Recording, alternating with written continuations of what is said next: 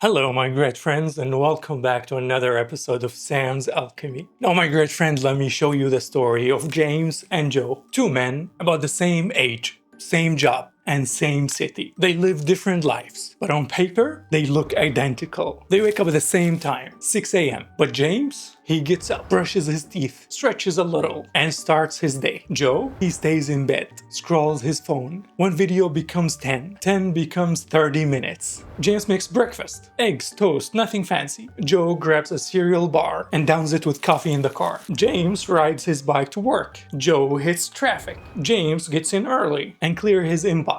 Joe arrives in time, forgets a meeting, scrambles to respond to yesterday's emails. James takes a short walk at lunch, chats with coworker, and eats something green. Joe eats chips at his desk, responds to a meme, feels annoyed and he doesn't know why. Now here is where it gets interesting, my great friend. James wraps up his work by 5, finishes early, files his report, and gets a pat on the back from his boss. And then he gets called in, promoted, because he's been consistent, sharp, and ahead of the game. Joe, he stays late, again, but this time he misses the deadline. The numbers are off. His manager pulls him aside, and he doesn't get a warning. He gets demoted. James heads home, dinner with family, and a book before bed. Joe grabs drinks with friends, tries to laugh it off, watches Netflix, but he can't sleep. So what happened? Two men, same world, same job, but different day. One gets promoted and the other gets demoted. Was it luck? Was it hustle? Neither, my great friend. It was something quieter than that. Something that they didn't even talk about it out loud. It was their system. James had one and Joe had one. You do too, even if you don't know it. And that's what makes it dangerous. You see, nobody ruins their life based on one day. It happens in whispers. In the spaces no one's watching. You skip one workout, hit snooze one time, order takeout just once, scroll for just 5 minutes. Nothing explodes, it just starts. Oh great. So my downfall is that one slice of pizza I microwaved at 1 a.m.? No judgment, my great friend. I'm just saying, that microwave thing, that was a vote. Because that's what habits are. Votes. Not big declarations. Tiny actions that says this is who I am, or this is who I will deal being. And over time, those tiny votes starts to tip the scale. James wasn't obsessed with self-improvement. He just made fewer bad trades. He had his gym shoes at the door, his lunch packed the night before, his alarm across the room, just out of reach. None of it made him a superhero. It just made his default slightly better. And that slight edge, it compounds.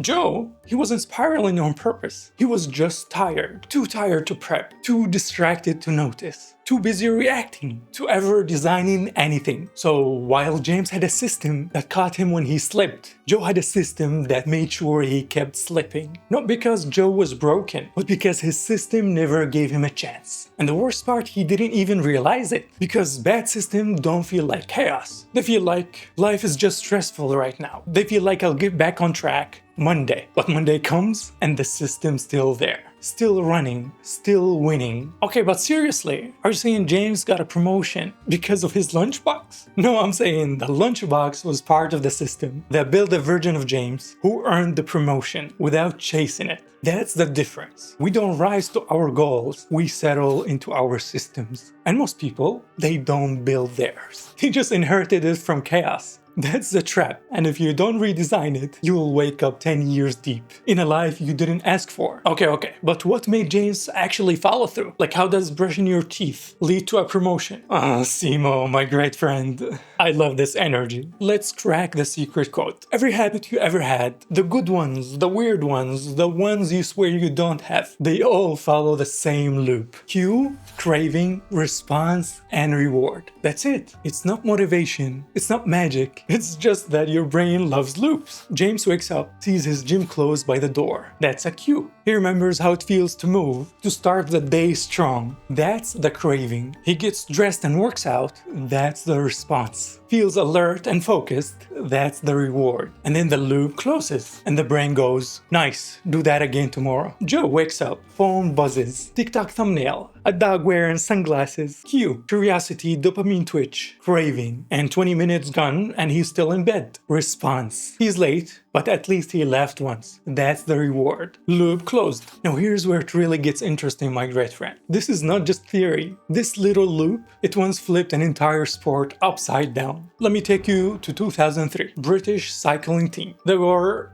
How do I say this politely? Well, historically terrible. No Olympic wins, no Tour de France titles. They were so bad. Some bike companies refused to sell them equipment. They didn't want to be associated with them. And then enters Dave Brailsford, new performance director. And he didn't say let's work harder. He said let's build better habits. So what did they do? They broke down everything. Brushed the tires with rubbing alcohol. For better grip, painted the truck interior white so they could see dust. Found the best massage gel, the best pillows, even redesigned seats to improve posture. Tiny changes, barely noticeable, but each one a better cue, a better response, a more satisfying reward. And once the loop locked in, boom. 2008 Olympics, 8 gold medals. 2012 Olympics, 8 more. Then came Tour de France wins. Then came world records. Wait, they won because of pillows? Not because of the pillows, my great friend. Because they respected the loop. They didn't gamble on effort. They bet on architecture. Each micro improvement was a vote. Not for being perfect, but for being consistent. And once the loop worked, the system ran itself. That's what happened with James too. He didn't wake up driven. He just had a better loop. Joe, same brain, same hours, worse loops. And once those start running, they don't stop until something breaks or something is rebuilt. So my great friend, you saw what the cyclists did, right? They didn't rely on motivation. They made tiny cues impossible to miss. Because the brain doesn't follow goals, it follows triggers. And that's the first law of behavior change, my great friend. Make it obvious. You don't need reminders, you need better placement.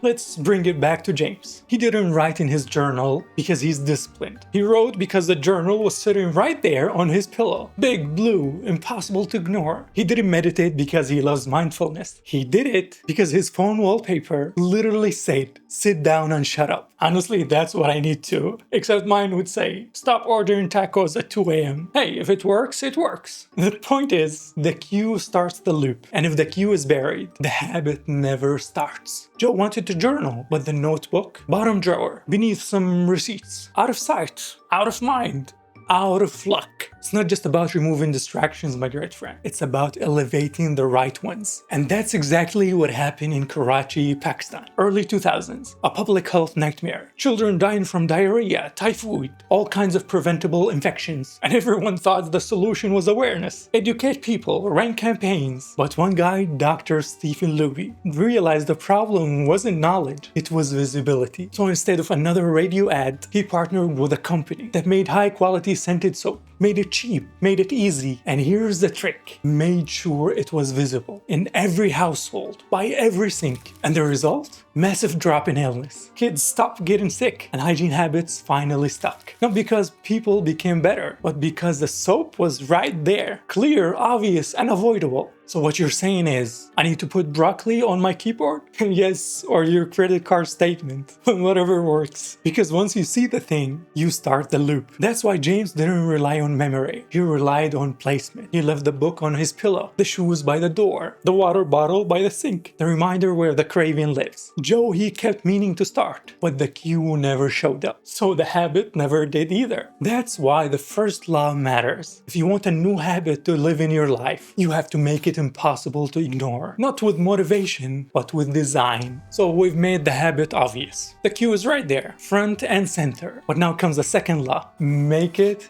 attractive. Because here's the truth, my great friend. Your brain doesn't care about discipline. It cares about dopamine. Not the habit itself, but the promise how it will feel. James didn't crave reading. He craved the feeling after reading. The little buzz of, I did something useful today. That's how the loop tightens. It's not logic, it's anticipation. Oh great, so now brushing my teeth has to feel like a Marvel trailer. Exactly, you're not brushing your teeth. You're building the origin story of a handsome, clean-breathed genius. It's called temptation building. You pair the thing you want to do with something you need to do. James lets himself listen to podcasts only while he's walking. Only watch Netflix after journaling. The craving wasn't just for the show, it was for the reward, unlocked by the habit. And we've been doing this forever. Back in the day, tribes didn't crave food just for survival. They craved the feast, the celebration, the social reward. We are social creatures, and habits that make us feel connected, they stick harder. That's why gyms with community outperform solo treadmills. It's why book clubs work. It's why that guy who only goes to meetings for or free cookies still shows up because the habit becomes more attractive when the cravings feels personal. There's even a research that says your brain lights up more when it sees people like you doing the thing. So James, he didn't force himself to exercise. He joined a cycling group that met every weekend. Not some elite athlete club, just a bunch of people who liked riding and racing up fake hills on Sundays. And during the week, he rode his bike every day. Not just to save time, but to show up on Saturday in shape. To keep up, to belong, to not be the guy panting in the back. That was his craving. Not just health, not just progress. Belonging, confidence, camaraderie. Joe, he didn't crave showing up. He craved escape. He craved the dopamine hit from novelty, randomness, stimulations. So guess what his habits looped around? Scrolling, clicking, searching, avoiding. It's not just that Joe was lazy, he just had better dopamine on the wrong side of the loop. So if you want a habit to survive the early days, make it attractive. Hook the craving. Attach it to something that feels good to anticipate. Make your brain wants to come back before it even starts. Because once you look forward to a habit, you don't need reminders, you need a reason. So my great friend, now the habit is obvious and it's attractive. But here's where most people still mess it up. They make it too hard. Oh no, this is a part where you tell me to ice bathe at 4 a.m. and write my goals in blood.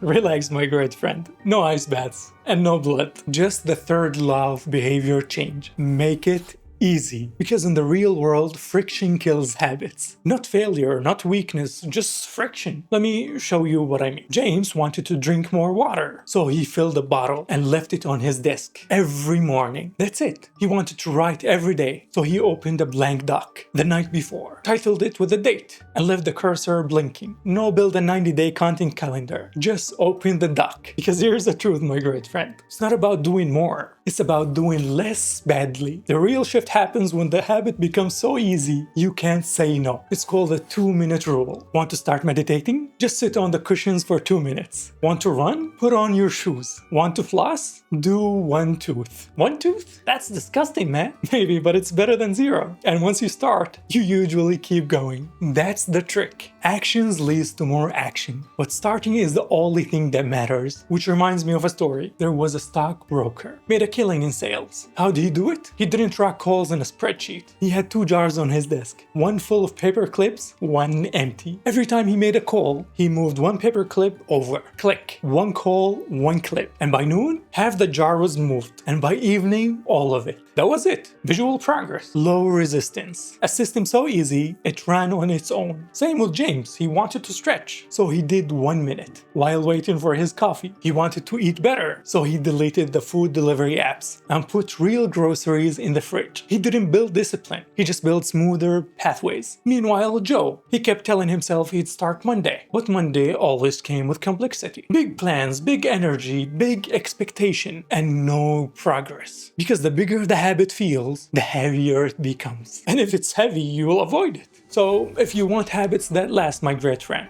make them frictionless. Make the entry point so small, it feels ridiculous not to do it. Because once it's easy to begin, the rest tends to follow. So now we've made the habit easy. Now comes the part that actually locks it in. It has to feel good immediately. Because your brain doesn't care about long-term gains. It's a dopamine addict. You can tell it, hey, if we do this every day, we'll be healthy, wealthy, and wise in 6 months. And your brain says, cool, but what do I get right now? That's the 4th law. Make it satisfying. And it doesn't take much. James had great satisfaction from cycling rides. Every morning he cycled to work, not just for the transport, but for that feeling. The wind, the rhythm, the silence. That cycling high, just like runners get. A hit of dopamine with every push on the pedal. And when he walked into the office, colleagues noticed. James, you're glowing. How do you stay fit, man? Compliments, recognition, momentum. That was the reward. And the reward fed the habit. Because now it wasn't just about exercise. It was about pride,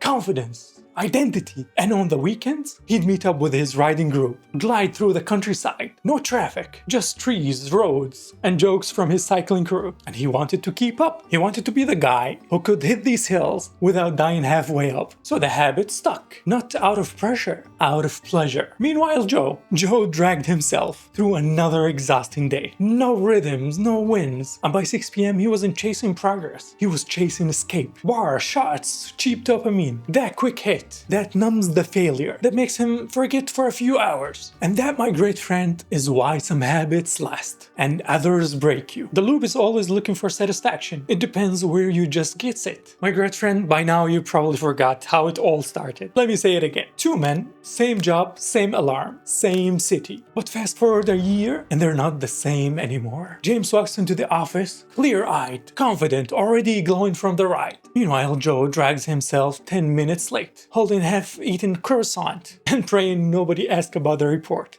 James doesn't think about discipline. He doesn't count calories. He doesn't try to be better. He's just that guy. It's automatic. And that's what habits do, my great friend. At first, you're shaping them, but eventually they shape you. Every ride James took, a vote. Every night Joe stayed out, also a vote. Not for outcomes, for identity. You're not just building routines. You're reinforcing the kind of person who does those things. James started as someone who simply wants to be healthy. No, he doesn't even question it. Joe wanted to be more productive. Now he avoids a reflection when the Zoom camera opens. And the saddest part is that both of them earned the results. Not in a day, not in a breakthrough, but in the smallest moments no one else noticed. That's how identity works. You don't declare it, you collect evidence for it. One decision at a time. So my great friend, if you're wondering where's your life is heading, don't look at your goals, look at your habits. Because your system is voting every day. And eventually that's who you become. And if you made it all the way here, my great friend, that's already a vote for the kind of person who shows up. So if you want more stories like this, more books that changes life without fluff, like the video, subscribe, leave a comment, tell me what habit you're building next. And until then, keep casting better votes, my great friend.